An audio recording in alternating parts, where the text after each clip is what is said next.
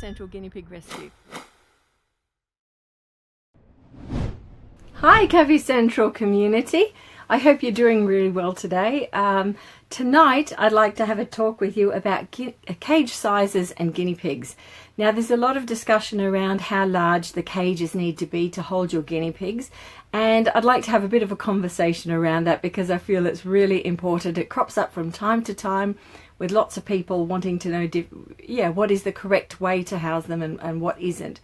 I also see on the internet a lot of comments about something being too large, too small, and people really are left feeling that they're not doing it right or don't know necessarily what to do. So let's have a talk about that. So cage sizes. You've probably heard out there the standard cage size that's recommended for 2 guinea pigs is roughly 1.2 meters by 40 to 50 centimeters in depth, and that's considered to be an adequate space for 2 guinea pigs. What I'd like to put out there is a little bit more about the discussion around the needs of the animal that you have and the relevance to the situation, which is really, really important, because that cage size, while it is fantastic for 2 guinea pigs, is not always relevant to the situation that you have. So let's talk about that. The first thing that I'd mention is the overall nature of a guinea pig as a prey animal. Now, it naturally feels very scared, and if you have a brand new pet that you've brought home, or pair of pets that you've brought home and they're new to your environment, they're going to be scared. They're going to wonder what's going on. Their situation has changed and they've got to work out and establish if they're in danger or not. So their flight or fright response is really very high. With that in mind, if we give them an enormous space, let's say we give them the space of a room. Now, a lot of people would think that's fantastic, and they see these wonderful setups that are made available for guinea pigs, and it looks awesome, but they have an enormous room available to them. Their natural inclination is to actually hide away and find safety, and in that way, they're going to move away from you and not establish necessarily a close relationship as quickly as if you could actually deal with them in a smaller area to actually get that bond first, get that bond established first. So while it's an ideal and fantastic way to actually house them, the way that you go about that and make friends with your animal depends on the size of the space that you give them. Let's take another scenario. You've got baby guinea pigs. Now, baby guinea pigs, you've brought them home, you're very excited, you've got a new little family of pets with you, but those little guinea pigs are away from everything that they've known, and again, their sense of being a prey animal is very, very high. So unless we provide them with a space which is considerably cozy and one that will satisfy their ability to feel stable and safe, then we're going to find the animals become scared and worried every time you approach them. So in that sense, a cage size of 1.2 meters may in fact be too large for 2 very young guinea pigs, and you could actually reduce that a little bit or put more hidey holes and things in there to actually allow them to feel safe. The problem with that size and many different hidey holes is, of course, that you're going to want to nurse them, and as you approach them, you're going to have to find them because they're hiding.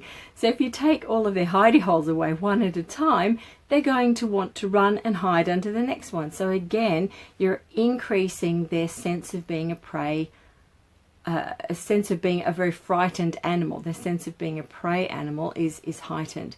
So the way that we overcome that is by giving them a reduced space, but one where they can easily move to one location or another without the need for you to chase them or try and gather them up in order to get that one-on-one connection. Does that make sense? Another scenario. Let's have a look at when your guinea pig is very unwell. And this does happen, for example, surgical options or guinea pigs that have been sick and they're in recovery. If we give them a very large space in which to recover, again, they're already hurt. They're feeling very sorry for themselves and they want to move away from anything that might threaten them. So by giving them a very large space or their normal large cage size, if they're unwell, it can cause more trouble than it's worth. By reducing that cage size into a smaller area, we firstly stop them from moving around so that they can recover, particularly if they've had surgical wounds or anything that needs to be dealt with and time to heal. We don't want them racing around and flying around all over the place. So that reduced cage size is really important. So again, relevance of what you have with your animals and how to keep them is the best way to go. Sadly, when we have new people who are adopting or buying their guinea pigs somewhere else for the first time, they want to give them the optimal best scenario for their housing. But in doing that, it can actually frighten the animals more so. So if we give them a very large space and they're then trying to find them, catch them, just to hold them, the animal has the opposite effect. It has a heightened sense of being a prey animal and will run away, and that becomes a game of, if you like, cat and mouse, which doesn't instill confidence in your pet. So it is a bit of common sense, but it's also people wanting to do the best by their pets without knowing that we sort of step up the cage sizes in some instances to make the animal feel more comfortable and more confident. I hope that makes sense. So I get asked those questions all the time, and I see lots of amazing setups, and yeah, it is something that you need to consider with regard to introducing guinea pigs into environments like that. What's my best cage setup recommendation? Okay. Hi everyone. Quick intermission. We have down below an Amazon wish list, which is another way that you can help support the wonderful work we do here at Cavy Central. Any items that you choose to click on will arrive here with us, and of course you'll see them featured in upcoming videos. So take a look at that list at the end of the video. We appreciate your support. Let's get back to the video.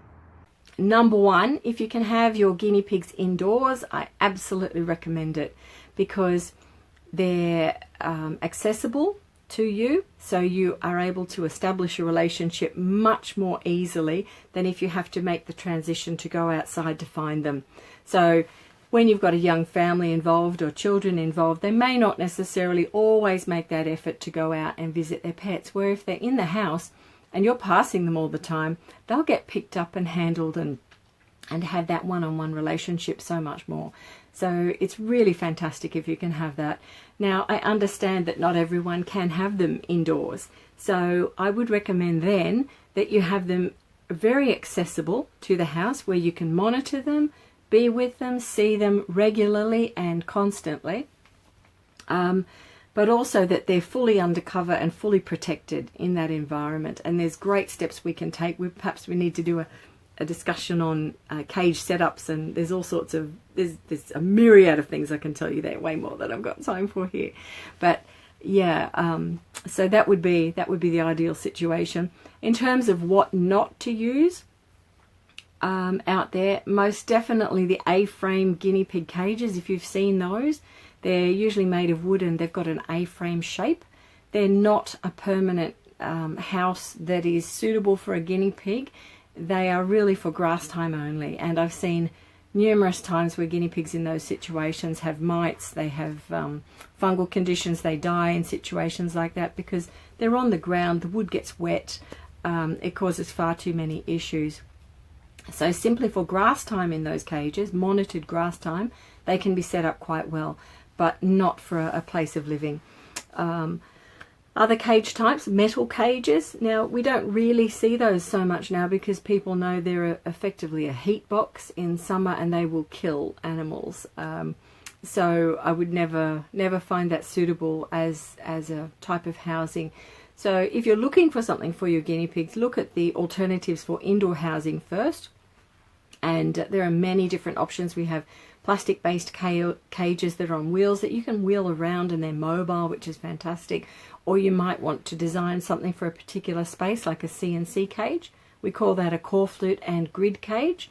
So a core flute and cube grid cage, that's what it stands for. And you can get really creative with those. They're a lot of fun, but again, you need to have a designated location for them. So it depends on the situation as to where you would like your animal to fit into the household and what fits best around a family. But there's certainly many, many different options that will work really, really well. I think the number one factor here is care, and it's about the connection that you have with your pet. Because if you care about your pet, you're going to make sure that whatever cage choice you make or have to make in your situation, that the animal is going to be happy, is going to be well looked after, and not have any issues in that environment. Yeah, I think we've pretty much covered everything I wanted to go through with you, which is really the relevance. So looking at the cage size that you need in relationship to how your animals are in that present time frame, if they're babies, if they're new to you, if they need to become accustomed to the environment, if they are sick or unwell. So all of those factors really play a big part in the size of the cage that is relevant to them at that point in time.